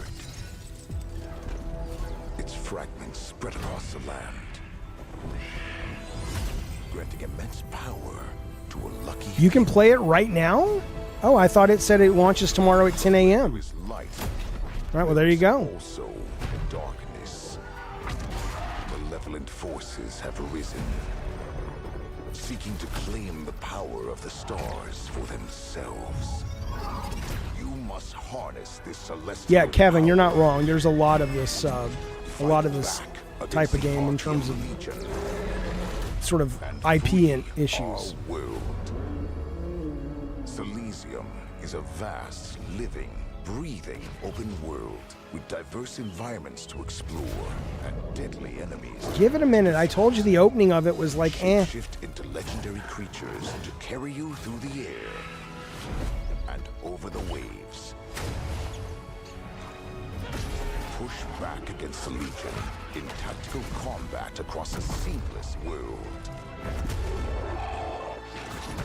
Take up arms and join others as you fight alongside fellow guild members. As your skill grows, you'll unlock powerful new abilities. Adjust your fighting style to counter your enemies. Use ranged attacks to draw your enemies in, and swap to hard-hitting melee to finish them off. The Legion isn't the only enemy you'll need to fight. Battle other players in PvP dungeons, player-controlled castle sieges, open world combat, and conquest battles for territory. Gather your guild. Prepare for battle and claim the throne. All right, so some of you guys think it looks bad? Oh man, really? I think it looks really cool, but it's out now. Open beta, it sounds like, so I'm going to play it tonight and see what I think. Robbo says, it's a great point, Robbo. We talked about this the other day. He says, all the Summer Games Fest trailers might as well not have happened because I don't remember hearing any of them. Is what I'm saying. I mean, it's almost like you have to wonder how effective that they are. But I thought this was going live tomorrow morning. I've already got it downloaded, ready to go, so I will be giving it a play very soon. Are you cool if we watch a couple of more trailers? I want to look at this real quick. This is where did it go? This is Star Wars dropped a 10-minute trailer, exclusive gameplay on IGN, and I haven't had a chance to watch it yet. So, you guys want to watch this with me? Is that cool, or should I watch this on my own?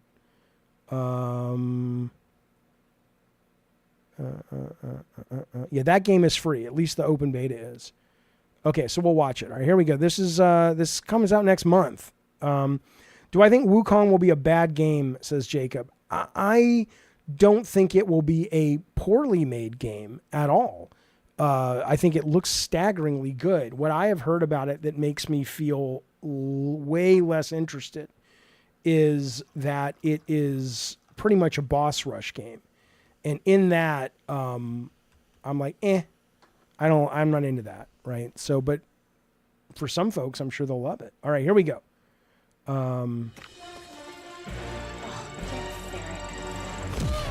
This month's IGN First is Star Wars Outlaws. We'll be diving deep into Massive Entertainment's open world adventure into a galaxy far, far away. Again, why is he talk this way? With new behind-the-scenes looks and features. We've already explored how Massive brought the cinematic spectacle of Star Wars into an open galaxy setting, and now we're thrilled to bring you a full mission of exclusive gameplay. Taking place on the classic desert planet of Tatooine, this expert mission takes... I will say all the previews for this have been pretty, like it's pretty been there, done that, but yeah, I'm still excited for it because it's Star Wars. It's Kate on a journey involving a Jawa and a Sarlacc pit as she journeys from the sand to the stars. Enjoy.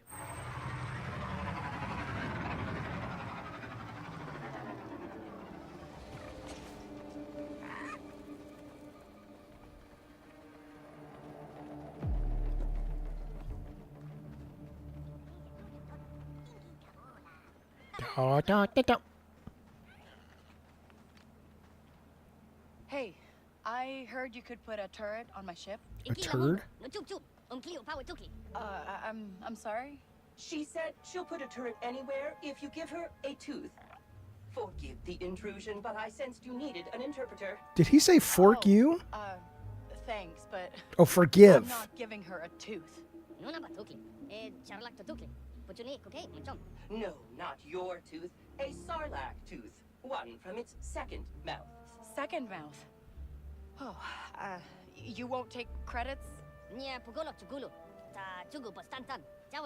She says if you won't pay for breakfast, you can eat sand for free. A Jawa proverb. No, I get it. I'll get the tooth. But that turret better be good. You have a deal? How exciting. You know, this reminds me of my time negotiating with the Trade Federal. Well, it just made you money. Why'd you turn off the head? You know where I can get a sarlacc tooth? Sarlacc. And you need to find its pit. I'd start in the Dune Sea. What is that? Can I just say briefly, as a kid, hello, Morgan. As a kid, I was so fucking confused because I had read the book Dune and I had seen the David Lynch movie, and the movie was after this, but the book was not. And suddenly I'm seeing basically sarlaccs, which are these giant worms with teeth, in a place called the Dune Sea. And I'm like, somebody's got to sue somebody, but I guess not.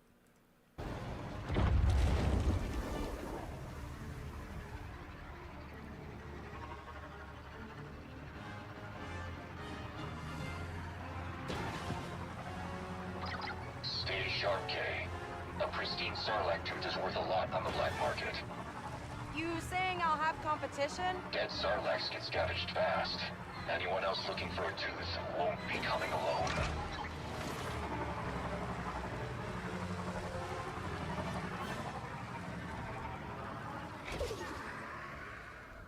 Yeah, Yusuf, I'm with you. I mean, it's the Star Wars IP is doing all the heavy lifting right now.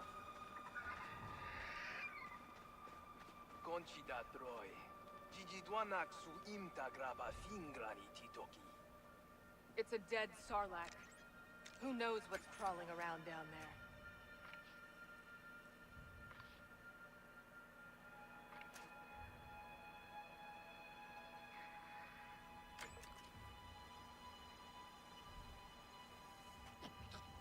Moops, you know, I've never played KOTOR. I played the first few minutes of it. Never played any more of it. Okay, that's one math down. You good, buddy? Is that right, Trouble Tech? Yeah.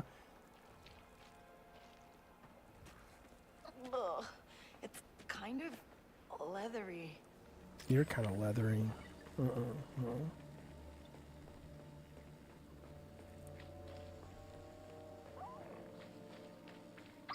Kay, the Jawas have arrived at the ship. Did they bring a turret? They did. They have yet to confirm that it works. Okay, well... Moops, have you played this you keep before? an eye on Have you that. played a copy of it? Gotta find a way down to the bottom of this pit. Oh, you mean KOTOR. Oh, okay, gotcha.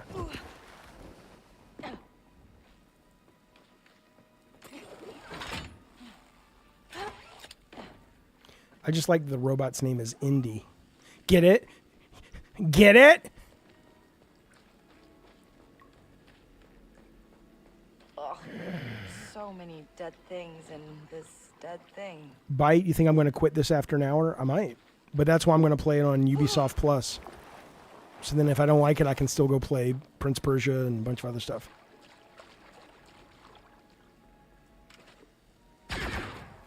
Jacob says this is pretty boring and generic so far. Yeah, I mean that's what all the previews say. It's like it's very straight up. Well, that worked. You've seen it a million times.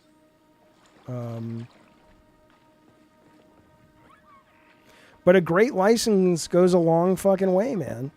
I mean, I'm looking forward to playing the goddamn karate. I played the last 2 Cobra Kai video games, and they were not great games. But I liked being in the world of Cobra Kai.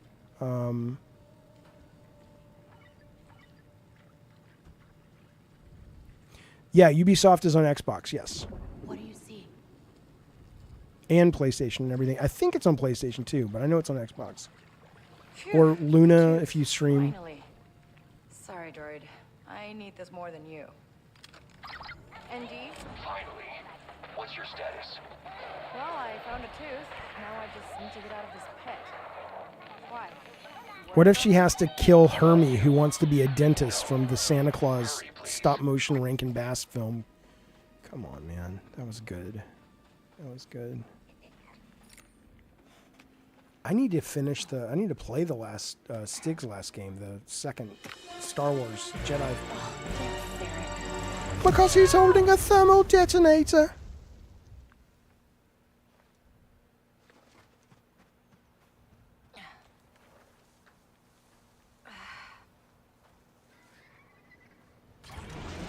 Hey, come back here. That's my tooth. Cameron, watch your fucking mouth, motherfucker.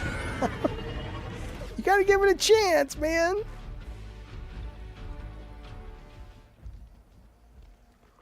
Wait.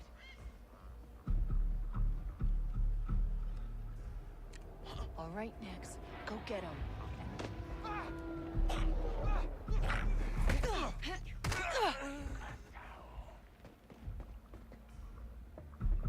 Someone nearby?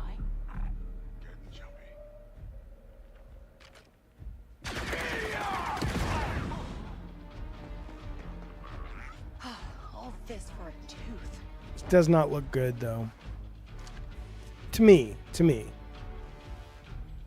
And I love the Star Wars. I like how, yeah, Lord Garth says Jabba was scared of that wimpy thermal detonator. I just loved like that Salacious Crumb just started laughing his ass off when the detonator came out. He's like, I don't fucking care if I'm going to get blown up. I just like chaos. That was pretty awesome.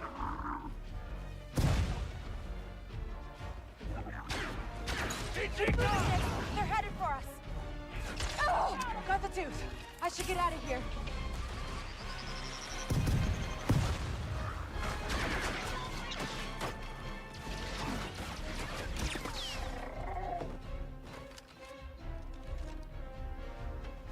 Banchero, really interesting. I've never met anyone who genuinely loves the Ubisoft formula.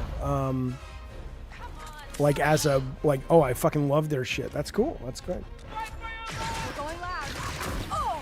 Oh, I don't need the red carpet. I'm just looking forward to seeing the season. It's tomorrow, right? Season 1? I mean, part 1, season 6, whatever.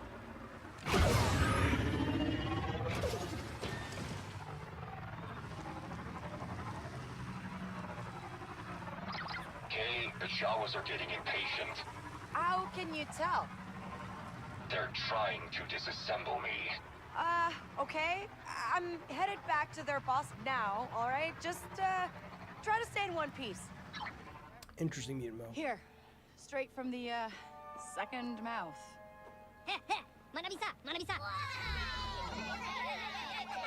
Turn it into a vibrator. Come on! That's good, right? Oh, yes.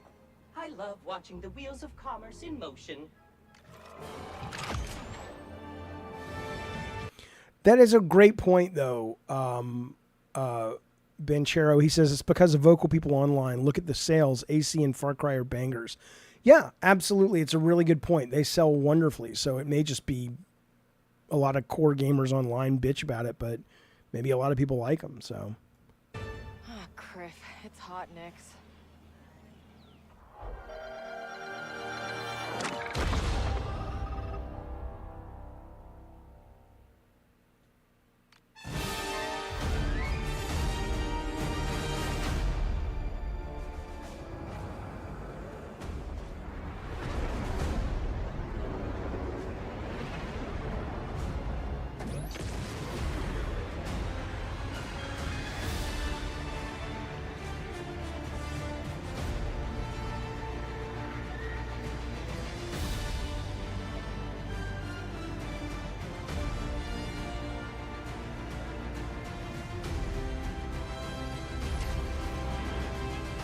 Turret is active, Kay.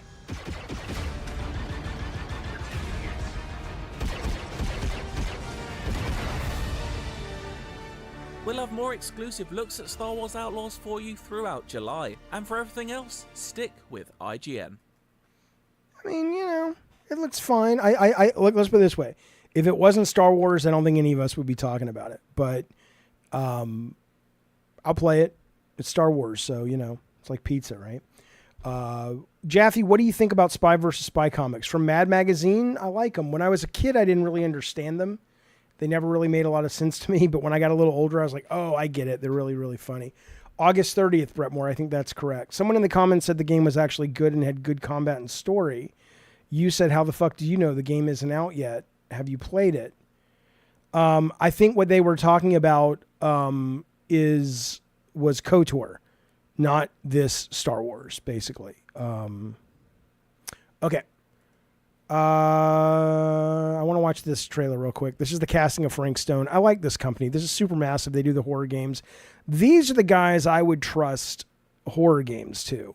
Not Bloober Team, but this is the Dead by Daylight universe, and these guys have a game coming out. They're the ones who did Until Dawn and The Quarry, called The Casting of Frank Stone. It's only a minute and a half. I thought we'd give it a quick watch. Here we go. Yeah, Frank Stallone. That's right. I met Frank Stallone. I actually had lunch with Frank Stallone in his trailer in Malibu, me and a couple of buddies. He's a nice fella. All right, here we go.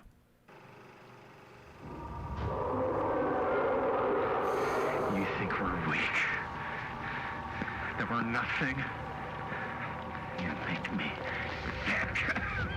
In the summer of 1980, in the depths of an abandoned steel mill, Are you absolutely sure this is safe? an evil lies dormant, waiting to be unleashed. Yo, coming? Yeah. The footage was thought to be lost. As a kid who was alive and grew up in the 80s, let me just make something very clear. No white kids said yo in 1980. That wasn't until Crush Groove came out, and that was like 82, so. It now resurfaces for the first time. What is it?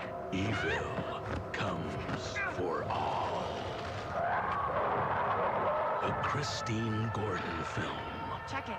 starring Jaime Rivera and Christine Gordon with Linda Casca, Robert Greene, and Bonnie Rivera.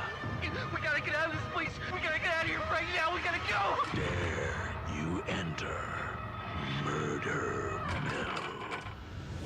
And cut. I think we got it. The film is legendary. I heard it was only screened a few times, and each time the audience flew into a rabid, murderous rage. Cool. CIA's got this secret lab called the Larry Memorial Institute where they use it for enhanced interrogation. How do you know all this? Because I'm Frank Stone. Damn it. Fucking yeah, I'm in. I'm fucking in. I love shit like this. I love horror. I'm in. You goddamn right. You goddamn right. Look at that, man. I'm in. Who doesn't want to play that? Am I right? You fucking babies. All right. Hang on.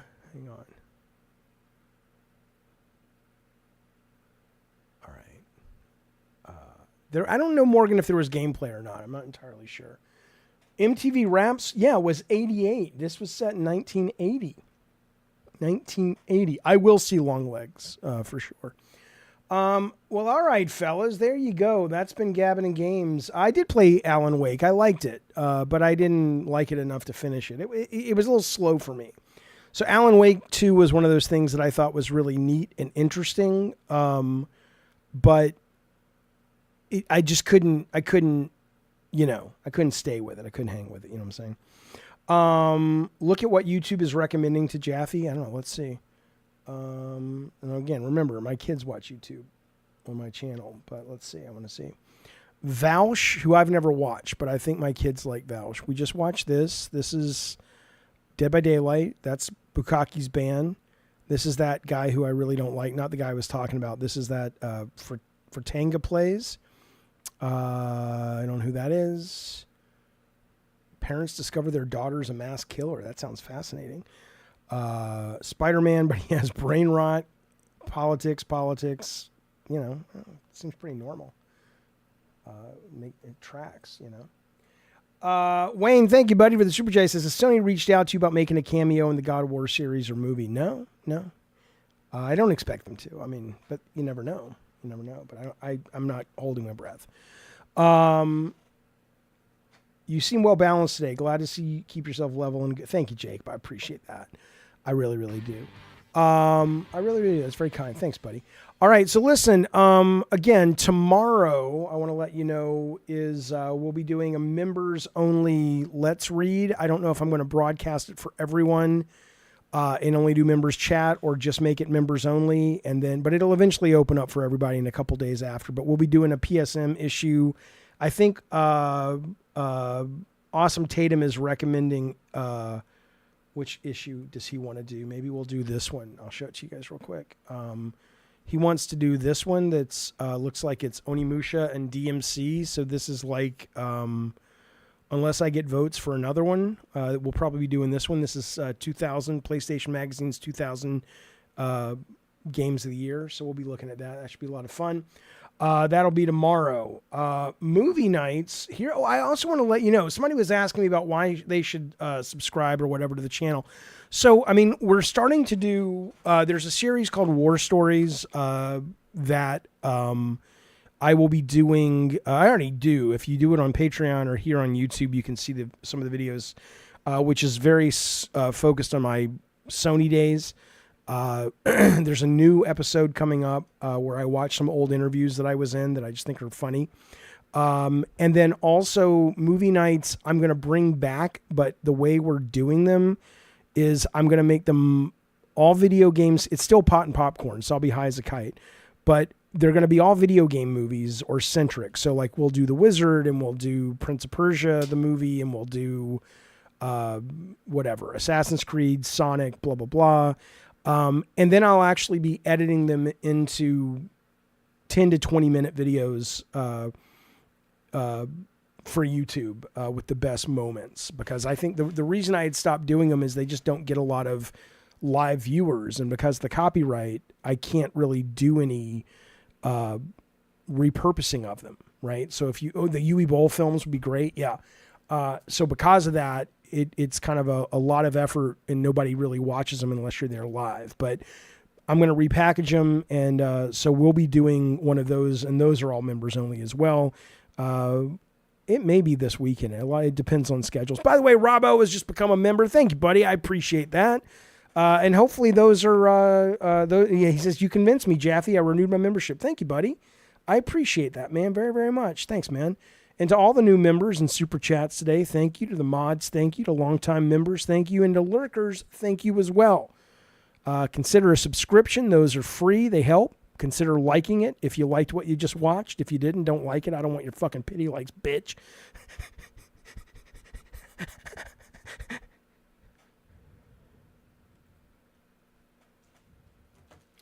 And you know, Bukaki, thank you. Tell your friends. Tell your wives. All right.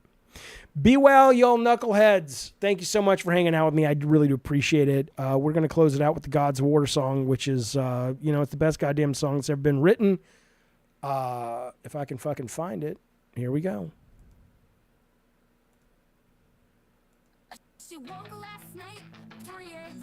She couldn't stop thinking about what could have been. She grabbed the keys from the floor, crept out her boyfriend's door. Her mind was racing, she was racing down the 305. In the night, she saw a powerful light.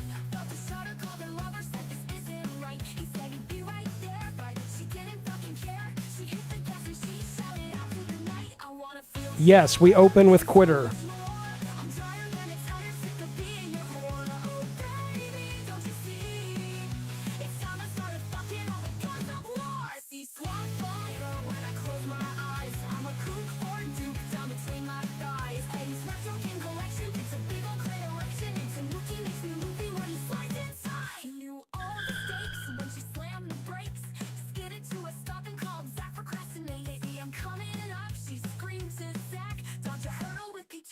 She's never looking back. Turtle, baby.